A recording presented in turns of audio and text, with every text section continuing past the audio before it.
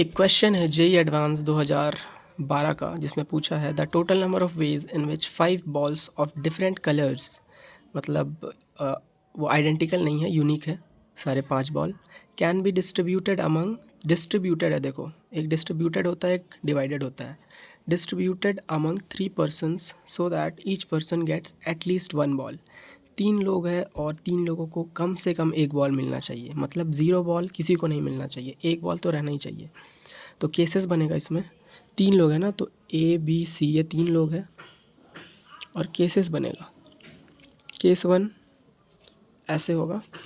ये ए को 1 दे देते हैं, बी को 1 दे देते हैं बॉल,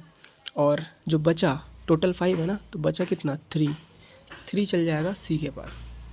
अब इस 3 में से एक इधर दे दो, तो ये केस 2 में चल जाएगा, ये 1 ही है, ये एक इधर दे दिया, इसको 2 बन गया, और ये एक कम हो गया तो ये भी 2 हो गया। अब क्या और केसेस बनेगा, इस 2 को अगर हम इधर दे दें तो ये बन गया 2, ये 1, ये 2, तो ये वाला केस तो इसी का रिपीटिशन हो गया, मतलब अरेंजमेंट हो गया, तो ये केस नहीं बनेगा,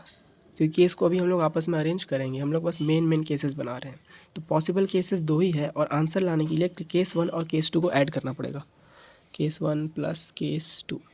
तो केस 1 का आंसर कैसे आएगा, टोटल है 5 फैक्टोरियल अपॉन में 1 फैक्टोरियल 1 फैक्टोरियल 1 फैक्टोरियल 1 फैक्टोरियल, फिर 3 फैक्टोरियल, सॉरी 3 फैक्टोरियल। अब ये आपस में भी अरेंज होंगे, 1 2 3 फैक्टोरियल। लेकिन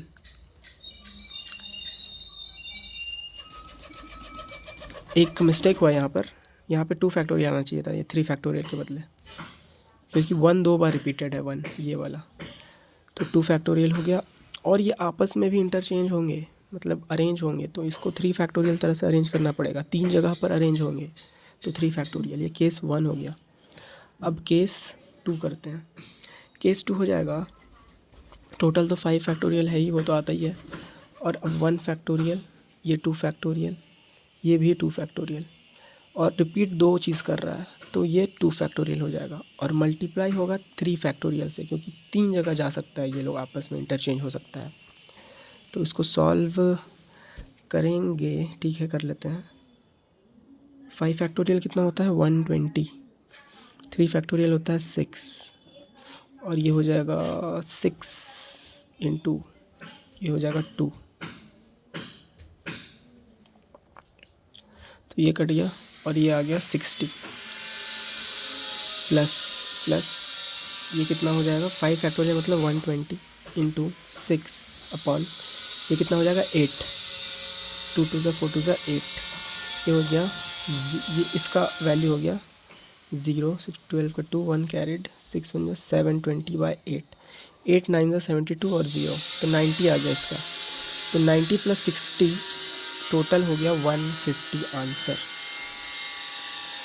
तो नंबर ऑफ वेज हो गया इसका 150। अब दूसरा क्वेश्चन यहाँ पे जेई मेन 2024 का है, जिसमें अल्फ़ा का वैल्यू दिया हुआ है 4 फैक्टोरियल का बी फैक्टोरियल अपॉन 4 फैक्टोरियल का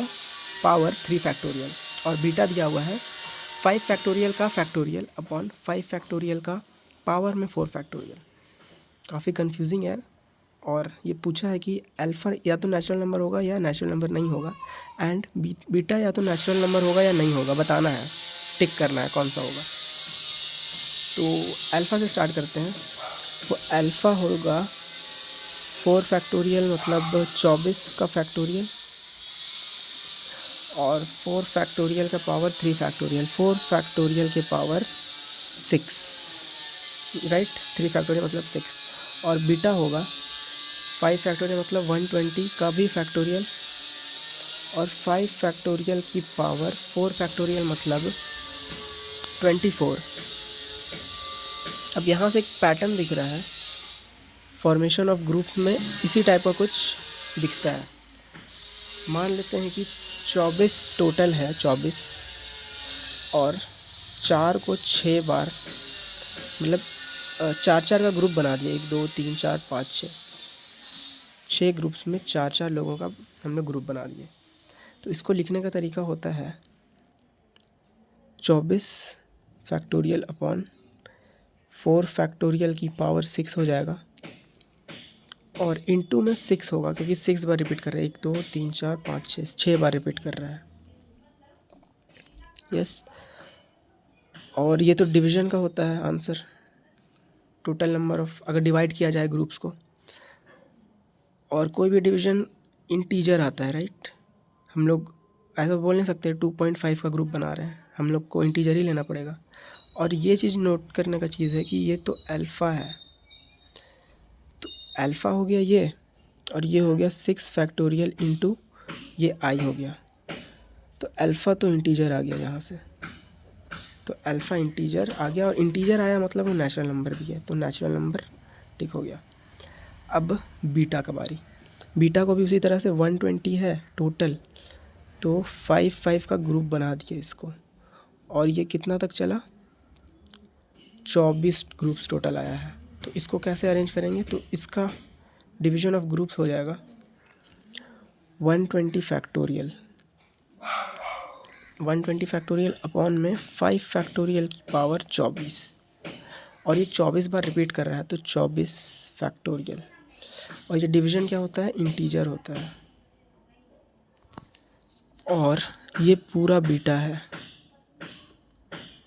बीटा को लिखने का तरीका हो गया beta equal to integer into 24 factorial, तो बीटा भी इंटीजर हो गया, बीटा बिलोंग्स टू इंटीजर हो गया, और बीटा इंटीजर को बिलोंग करता है मतलब बीटा नेचुरल नंबर को भी बिलोंग करता है, तो बीटा नेचुरल नंबर भी हो जाएगा, मतलब अल्फ़ा भी नेचुरल नंबर है एंड बीटा भी नेचुरल नंबर है, ये होगा।